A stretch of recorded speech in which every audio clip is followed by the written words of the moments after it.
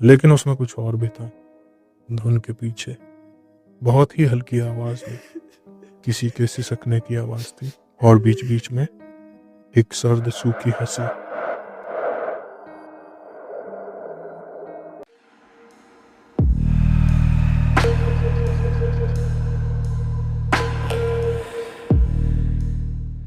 कैसे हो दोस्तों?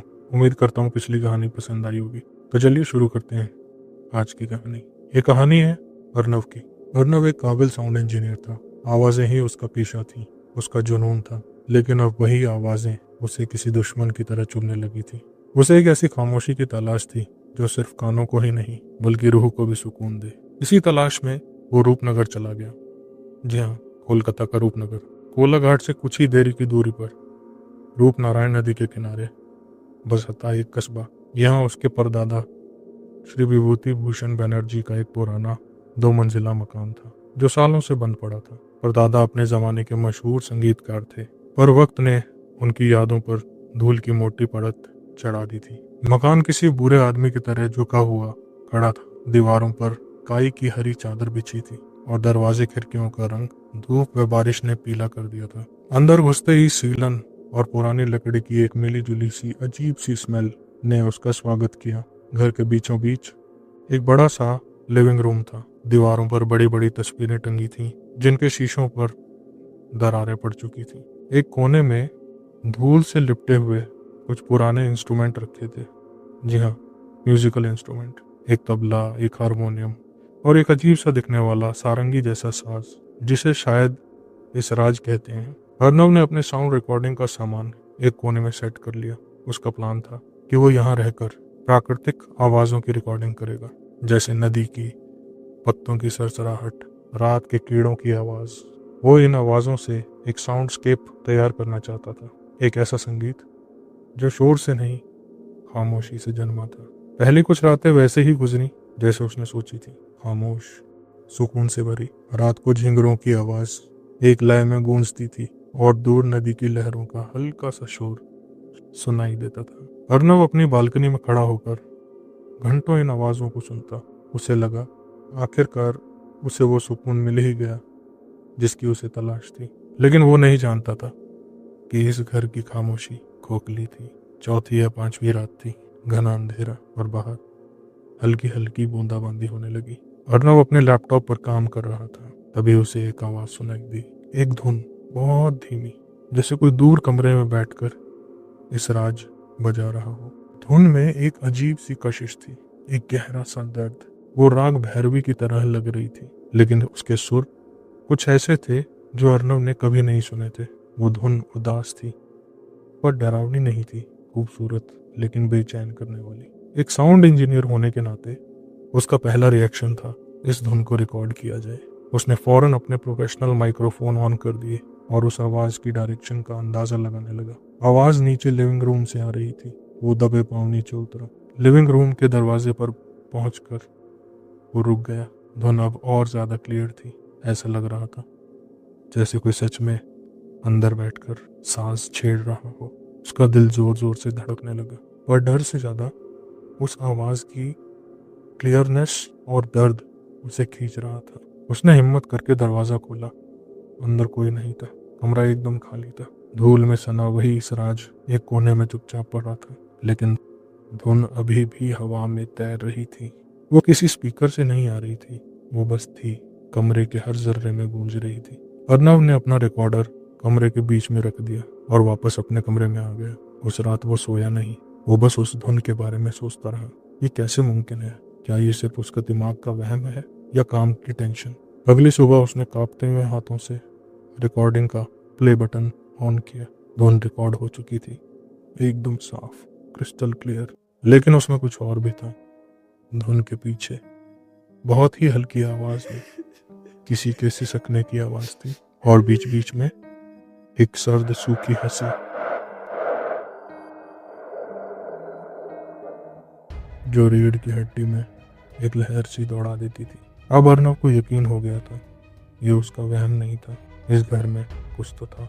उस दिन के बाद अर्नव का सुकून छिन गया। वो जुनून की हद तक उस आवाज़ से जुड़ गया। हर रात वो अपने महंगे इंस्ट्रूमेंट्स के साथ लिविंग रूम में बैठता, उस धुन का इंतजार करता और उसे रिकॉर्ड करता। लेकिन अब वो धुन बदलने लगी थी, वो और ज़्यादा पर्सनल हो रही थी। एक रात धुन ने उसकी माँ की लोरी की शक्ल ले ली, वही लोरी जो उसकी माँ उसे बचपन में सुलाने के लिए गाती थी। कुछ पल के लिए अर्नब की आंखों में आंसू आ गए। उसे लगा जैसे माँ यहीं कहीं है। पर जैसे ही वो इस एहसास में डूबा, लोरी के सुर बेसुरे होने लगे। मिठास की जगह एक चुभन और दर्द ने ले ली, और लोरी का अंत एक तेज कान फाड़ देने वाली चीख जैसी आवाज पर हुआ। अर्नब ने अपने कान बंद कर लिए। उसका सर घूमने लगा। सिर्फ रात में ही नहीं, दिन में भी वो धुन अब उसे परेशान करने लगी थी। फ्रिज के कंप्रेसर की साउंड में उसे वही धुन सुनाई देती। पंखे की घर घर आवाज में उसे किसी की रोने की आवाज आने लगी। वो हर वक्त हेडफोन लगाए रखता, लेकिन वो आवाज जैसे उसके दिमाग के अंदर से आ रही थी। उसने अपने दोस्त समीर को फोन किया और कहा, समीर यहाँ कुछ गड़बड़ है, मुझे आवाजें सुनाई देती हैं। समीर ने पूछा, कैसी आवाजें? रिलैक्स कर यार, काम का स्ट्रेस होगा और कुछ नहीं। अर्नब ने उसे बहुत समझाने की कोशिश की कि फोन लाइन पर एक अजीब सा स्टैटिक नॉइज आने लगा। समीर को अर्नब की आवाज की जगह सिर्फ डिस्टरबेंस सुनाई दे रही थी, और अर्नब को उस डिस्टरबेंस में वही धुन सुनाई दे रही थी जो अब उसकी बातों का मजाक उड़ा रही थी। वो अकेला पड़ता जा रहा था, दुनिया से कटता जा रहा था। उसका प्रोजेक्ट ठप पड़ गया। वो बस उस आवाज के बारे में सोचता। उसे लगा कि शायद इसका ताल्लुक उसके परदादा से हो। उसने घर में पुरानी तस्वीरें और संदूक खंगालने शुरू किए। एक पुराने दीमक लगे संदूक में उसे अपने परदादा की एक डायरी मिली। डायरी के पन्ने पीले और नाजुक हो चुके थे। लिखावट पुरानी बंगाली में थी। अर्नब ने टूटी फूटी बंगाली और गूगल ट्रांसलेटर की मदद से उसे पढ़ना शुरू किया। पढ़ते पढ़ते उसके हाथ कांपने लगे। उसके परदादा विभूति भूषण बनर्जी सिर्फ एक संगीतकार नहीं थे, वो नाद ब्रह्म यानी ध्वनि ही ईश्वर है उसके उपासक थे, और संगीत के जरिए पारलौकिक शक्तियों से संपर्क साधने की कोशिश करते थे। वो एक अनहद नाद को पकड़ना चाहते थे, एक ऐसी साउंड जो ब्रह्मांड की रचना से पहले भी मौजूद थी। डायरी के आखिरी पन्नों में एक भयानक जिक्र मिला। उन्होंने किसी राग पिशाच, एक ऐसी आत्मा जो संगीत से बंधी हो, को बुलाने और अपने इस राज में कैद करने का एक तांत्रिक अनुष्ठान किया था। वो उस आत्मा की शक्ति से संगीत की दुनिया में अमर हो जाना चाहते थे। आखिरी पन्ना उस डायरी का अधूरा था। उस पर लिखा था, अनुष्ठान पूरा नहीं हुआ, वो काबू में नहीं, वो सिर्फ सुनता है और जो भी उसे सुनेगा। इसके आगे के पन्ने फटे हुए थे। उस रात आसमान में बिजली कड़क रही थी और तूफानी हवाएं खिड़कियों से टकरा रही थी। अर्नब ने फैसला कर लिया, आज वो इस चीज का सामना करेगा। वो डायरी हाथ में लिए लिविंग रूम में एंटर हुआ, और तभी सब कुछ खामोश हो गया। बाहर का तूफान, हवा का शोर, बारिश की आवाज, सब बंद।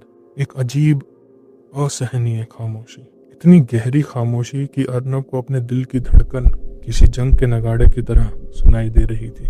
उसके कानों में दर्द होने लगा।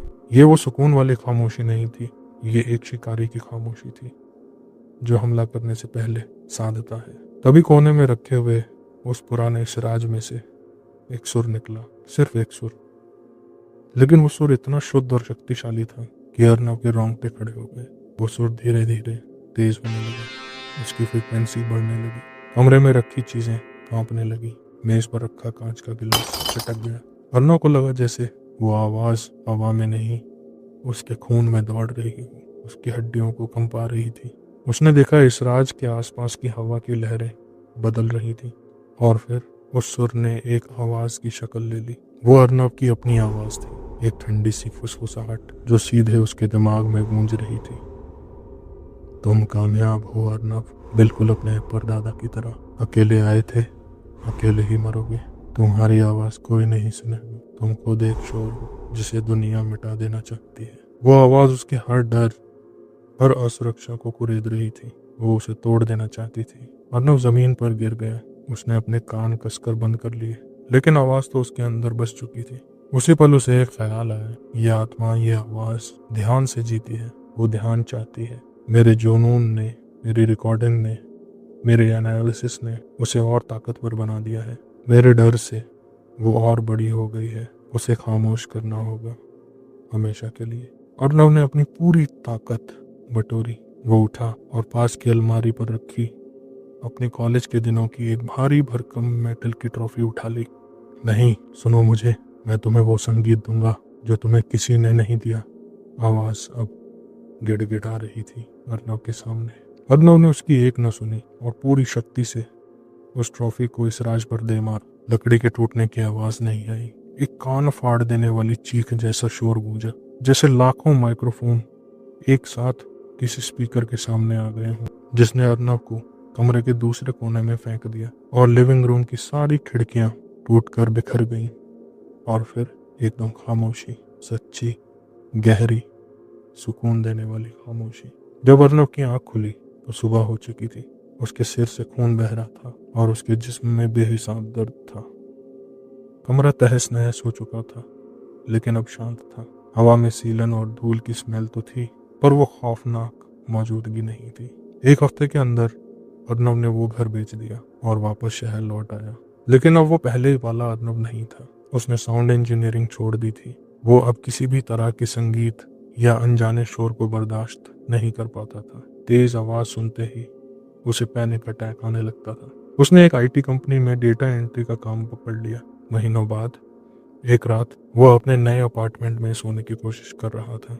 शहर का हल्का सा शोर अब उसे सुकून देता था, क्योंकि वो जाना पहचाना था। जैसे ही उसकी आंख लगने लगी, उसे एक धीमी जानी पहचानी धुन सुनाई दी, जैसे पड़ोस के फ्लैट में बहुत धीरे से कोई इस राज बजा रहा हो। सिर्फ एक पल के लिए अंधेरे में अर्नव की आंख दहशत से खुली।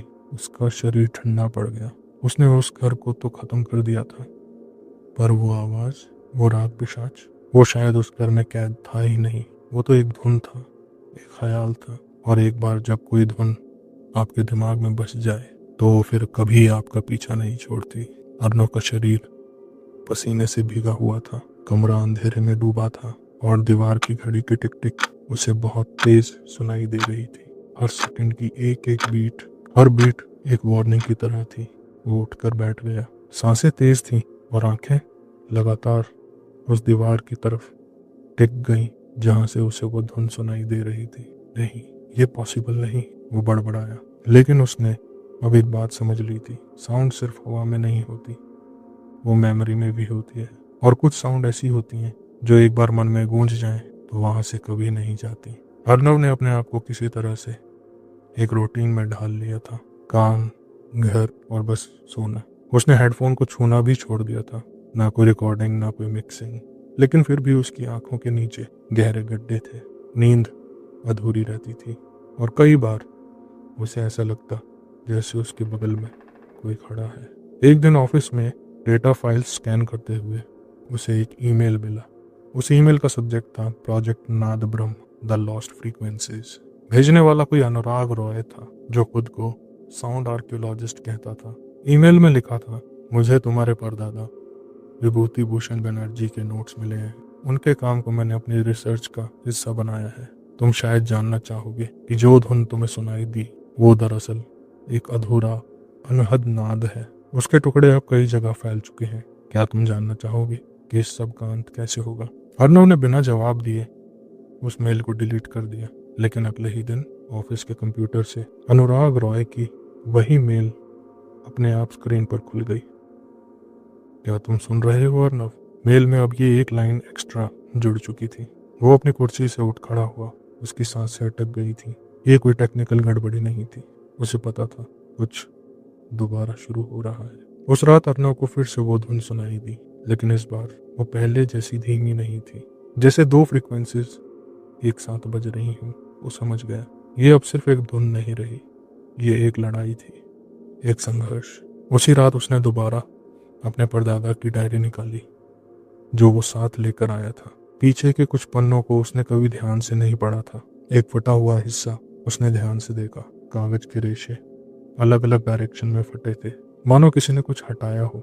लेकिन अब उस हिस्से पर हल्के धुंधले अक्षरों में कुछ उभर के आया था, जैसे वक्त ने खुद उन्हें वापस लिखा हो। उस पर लिखा था, अगर अनहद नाद अधूरा रहे तो वो पिशाच बन जाता है। उसे पूरा करना ही मुक्ति है। अधूरा संगीत सबसे घातक होता है। अर्नव ने सोचा क्या उस राग पिशाच को नष्ट करने की बजाय उसे पूरा करना चाहिए था? क्या उसका बुरा हाल उस अधूरे आलाप की वजह से हुआ है? उसने एक आखिरी फैसला लिया, वो उस धुन को फिर से पूरा करेगा। अर्नव ने अनुराग रॉय से कांटेक्ट किया।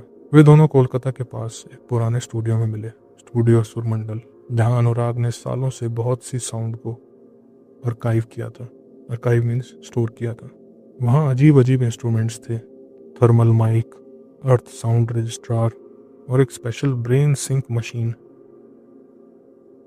जो साउंड को माइंड की फ्रीक्वेंसी से जोड़ सकती थी। अनुराग ने कहा, राग पिशाच को अगर मुक्ति देनी है तो वो राग पूरा करना होगा जैसे उसे शुरू किया था, लेकिन उसे सुनने वाला तुम्हारे जैसा कोई होना चाहिए जिसने उसे अंदर से जिया हो। अर्नव एग्री हो गया। उस रात स्टूडियो का रूम हल्की सी रोशनी में डूबा था। अर्नव के सामने रखा था वही टूटा हुआ इसराज जो अनुराग ने रूपनगर से ढूंढवा कर मंगवाया था, उसके परदादा की हवेली से। उस इसराज को जोड़कर उसके टूटे हुए तारों को फिर से बांधा गया, लेकिन उसमें कुछ था, कुछ ऐसा जो नॉर्मल नहीं था। उसकी लकड़ी अब भी कांप रही थी, जैसे अंदर कुछ सांस ले रहा हो। अर्नव ने आंखें बंद की और वॉइस सिंक ऑन कर दिया। एक एक सुर उसने ध्यान से बजाना शुरू किया। सा, रे, गा, मा। हर सुर के साथ हवा भारी होती जा रही थी। जैसे जैसे वो राग की ओर बढ़ा, उसके कमरे के कोनों में हलचल दिखने लगी, साए जैसे काले धुएं से बने हवा में तैरते हुए। लेकिन अब वो डरा नहीं, वो बजाता रहा। राग पूरा होने को था, तभी उसे एक झटका सा लगा। उसके हाथ रुक गए। अनुराग चिल्लाया, ये कुछ और बनता जा रहा है, नहीं बजाना। लेकिन अब बहुत देर हो चुकी थी। कमरे की दीवारें थरथराने लगी थी, लाइट्स फड़कने लगी और इस राज में से एक भयानक चीख निकली। अर्नव की आंखें सफेद हो गई, लेकिन उसके हाथ अब भी सुर पर टिके थे। फिर एक तेज धुन निकली, उसके बाद एकदम सन्नाटा। अगली सुबह अनुराग बेसुध पड़ा हुआ था। जब उसकी आंख खुली तो स्टूडियो खाली था। इसराज तो वहीं पड़ा हुआ था, लेकिन अब वो बिल्कुल नॉर्मल लग रहा था। उसके अंदर की कंपन बंद हो चुकी थी, लेकिन अर्नव का कोई अता पता नहीं था। पर उसके कंप्यूटर पर एक आखिरी फाइल मिली। फाइल का नाम था निर्वाणा। निर्वाणा एक ऑडियो फाइल थी। जब अनुराग ने उसे प्ले किया तो उसमें से एक शांत सा राग बजने लगा, इतना प्योर कि उसे सुनने पर आंखों में आंसू आ जाएं। ना कोई डर, ना कोई बेचैनी, बस एक अंतिम आलाप। फाइल के अंत में एक वॉइस नोट था, अर्नव की आवाज में। मैंने उसे मुक्त कर दिया अनुराग, शायद खुद को भी। इस घटना के बाद 2 साल बीत गए और कहानी का एक नया पहलू शुरू हुआ। जगह थी बेंगलुरु। ईशा नायर एक यंग और होनहार ऑडियो सिग्नल रिसर्चर थी। Indian institute of sound studies में काम कर रही थी। उसका काम था साउंड फाइल्स की डीप फ्रीक्वेंसी एनालिसिस करना और उनमें छिपी हुई अनसुनी परतों को पहचानना। एक दिन उसे एक ईमेल आया जिसमें एक रहस्यमयी ऑडियो फाइल थी, वही निर्वाणा। भेजने वाला कोई अननोन था, कोई सब्जेक्ट नहीं ईमेल का, कोई मैसेज नहीं। ईशा ने फाइल को खोलते ही साउंड वेव फॉर्म देखा, एकदम बैलेंस्ड और एकदम सुंदर सा वेव फॉर्म। ऐसा लग रहा था जैसे ये किसी ने कंप्लीट राग की कंपोजिशन की है। वो हैरान रह गई, क्योंकि राग की बनावट किसी भी नॉन भारतीय राग से मिलती नहीं थी। उसने मशीन लर्निंग एल्गोरिथम से फाइल को स्कैन किया। शुरुआत में सब नॉर्मल था, लेकिन फिर 3:33 पर एक सब सोनिक फ्रीक्वेंसी ट्रिगर हुई, 16 हर्ट्ज की एक वाइब्रेशन जो कानों से नहीं सिर्फ शरीर से महसूस होती है। और उसके बाद ईशा को अपने लैब के अंदर अपने अलावा किसी और की मौजूदगी का एहसास हुआ। उसने तुरंत उस फ्रीक्वेंसी को आइसोलेट कर एक्सपोर्ट किया। नई फाइल का नाम रखा राग 0, यानी राग 0। ईशा ने नोटिस किया कि इस फाइल को सुनते ही ईईजी स्कैन में माइंड स्लीप मोड में चला जाता है, इवन वाइल अवेक, यानी जैसे सुनने वाला जागते हुए भी सपने में चला जाता हो। रिसर्च के दौरान एक रात अकेले लैब में ईशा ने खुद पर यह टेस्ट किया। हेडफोन लगाए, प्ले बटन दबाया और तभी उसने खुद को एक पुराने सुनसान मकान में खड़ा पाया। हवा में धूल, दूर नदी की आवाज और कोने में रखा एक इसराज। अर्नव, उसने फुसफुसाते हुए पूछा और जवाब आया, अब तुमने इस धुन को सुना है, अब तुम भी अधूरी हो ईशा। ईशा अब हर रात उस दुनिया में पहुंचने लगी जहां ना कोई दरवाजा था न खिड़की, बस वही सुर, वही इसराज। और अब एक नया चेहरा था, एक आधा जला हुआ इंसान जो खुद को शून्य आचार्य कहता था।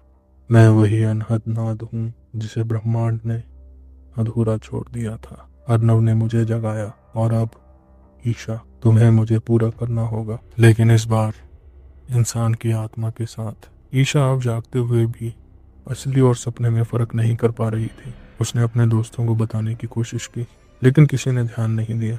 वो अकेली पड़ती गई।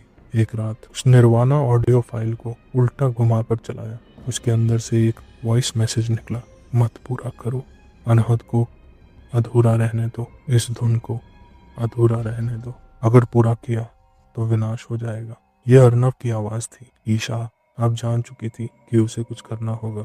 उसने एक रिवर्स साउंड ट्रैप तैयार किया, एक ऐसी ध्वनि की तरंग जो राग पिशाच की आत्मा को उसकी ही फ्रिक्वेंसी में उलझा दे। लेकिन यह करना एक सौदा था। या तो वो इस साइकिल को खत्म कर देगी या खुद भी उस संगीत का हिस्सा बन जाएगी। रात 3:33 पर उसने अपने आप को लैब में लॉक कर लिया, हेडफोन लगाए और राग शून्य वाली ऑडियो फाइल को प्ले किया। धुन शुरू हो गई। कमरे की दीवारें वाइब्रेट करने लगी। इस राज की रचना फिर से शुरू हो गई। वो पिशाच चीखने लगा, ये क्या कर रही हो, तुम मुझे नष्ट नहीं कर सकती। ईशा ने अपनी आंखें बंद की और गहरी सांस ली। तुम एक अधूरी धुन थे और अब मैं तुम्हें कंप्लीट साइलेंस में विसर्जित कर रही हूँ। एक तेज रोशनी फूटी और सभी इंस्ट्रूमेंट्स जीरो पर टिक गए। फाइलें एक एक कर ऑटो डिलीट होने लगी और फिर एक शांत सा सन्नाटा। जब ईशा की आंख खुली, वो लैब की फर्श पर लेटी थी और सुबह हो चुकी थी। सब नॉर्मल था। सिर में हल्का सा दर्द, लेकिन मन में गहरा सुकून। उसने फौरन निर्वाणा और राग शून्य ऑडियो फाइल्स के सारे बैकअप डिलीट कर दिए, सर्वर से, क्लाउड से, हर जगह से। फिर एक नोट लिखा, कुछ धुन सुंदर होती हैं और कुछ भयानक, पर कुछ सिर्फ इसलिए होती हैं कि हम उन्हें पहचानें और उन्हें मुक्त करें। संगीत को वहीं तक रहने दो जहाँ तक वो लाइफ दे। जहाँ वो आत्मा चुरा ले वहाँ से लौट आओ। मैंने लौटने का रास्ता देख लिया है। 6 महीने बाद ईशा अब बेंगलुरु के पास एक छोटे से गांव में रहती है। वो बच्चों को साउंड मेडिटेशन सिखाती है, कैसे धुन से सुकून पाया जाए, ना कि उसे जुनून बना लिया जाए। कभी कभी कोई बच्चा उससे पूछ लेता है, मैम आपने सबसे खतरनाक आवाज़ सुनी है? ईशा मुस्कुराती है और कहती है, हाँ, लेकिन मैंने उससे भी सुंदर एक चीज़ सुनी है, साइलेंस। कैसी लगी दोस्तों आज की कहानी? उम्मीद करता हूँ पसंद आई होगी।